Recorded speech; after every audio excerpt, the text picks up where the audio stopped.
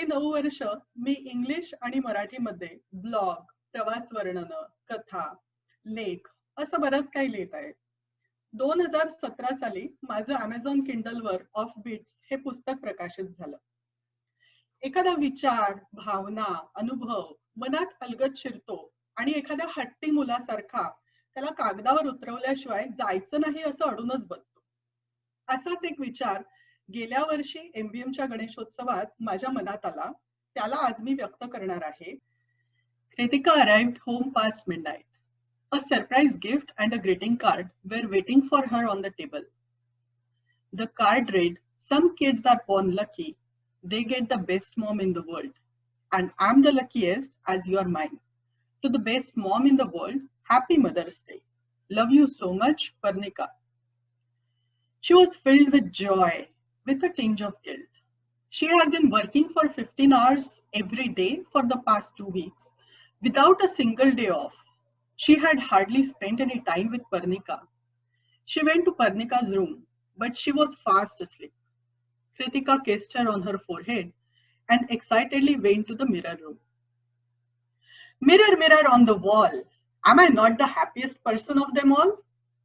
she asked the mirror while showing it her greeting card and gift. "No," the mirror said. "Meera is the happiest of them all. Her husband just gifted her a brand new Mercedes on her birthday. Look at her." The mirror showed her Meera posing with her black Mercedes. Meera showed her shiny new Mercedes and asked the mirror, "Mirror, mirror on the wall, am I not the happiest person of them all?" "No," the mirror said.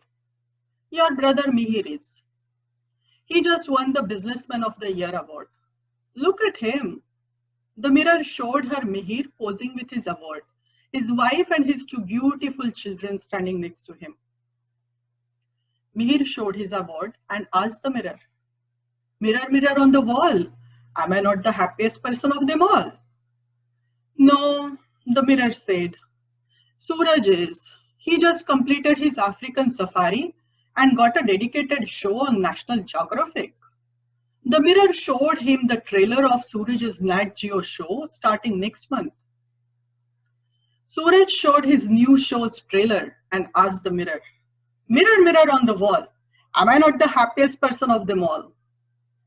"No," the mirror said. "Your brother Chintan is.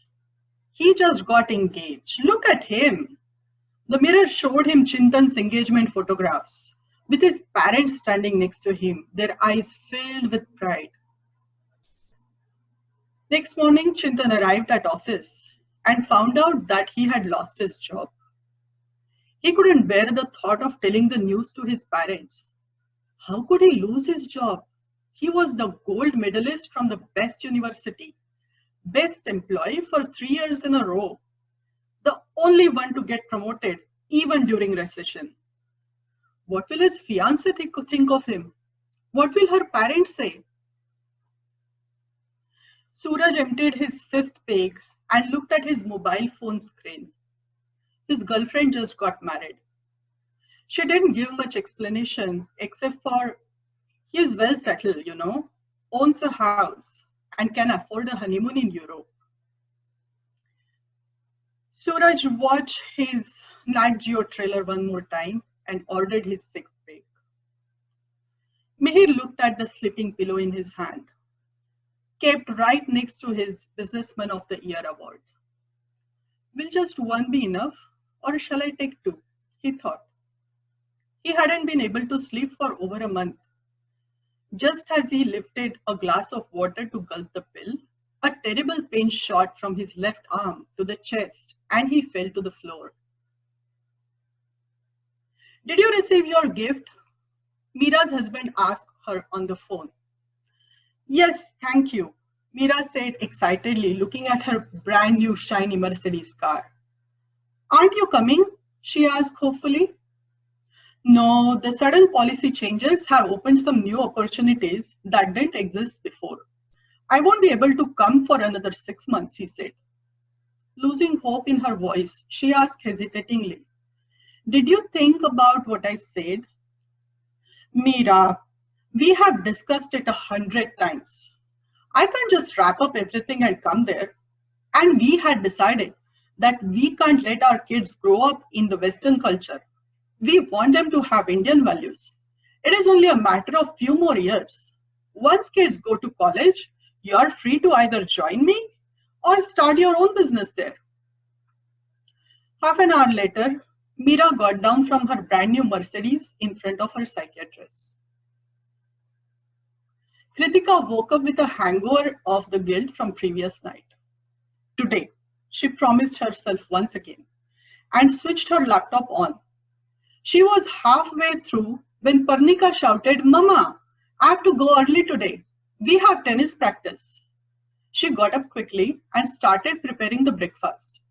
While waiting for the upma to cook, she picked up the phone.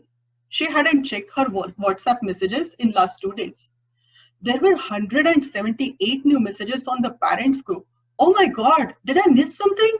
She quickly scrolled through the messages.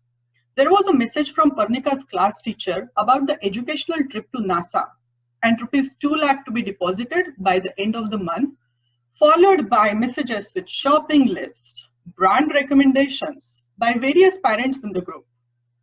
"Mama, I want my own mobile phone for the NASA trip. I don't like you calling on my friends' numbers," Parnika said, while putting her hands around Kritika's. "There is this new cool phone Kinnari has got, you know." Parnika's voice trailed away as Kritika sat staring at the half-written resignation letter on her laptop screen. An hour later, Kritika increased her speed, glancing at her watch, dreading her boss's reaction as she was half an hour late. As she neared the building, she saw an ambulance surrounded by a large crowd. "What happened?" she asked a friend standing in the crowd.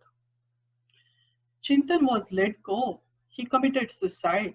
He jumped off the top floor," somebody replied. Mirror smiled with satisfaction and patiently waited for its next victim. Thank you.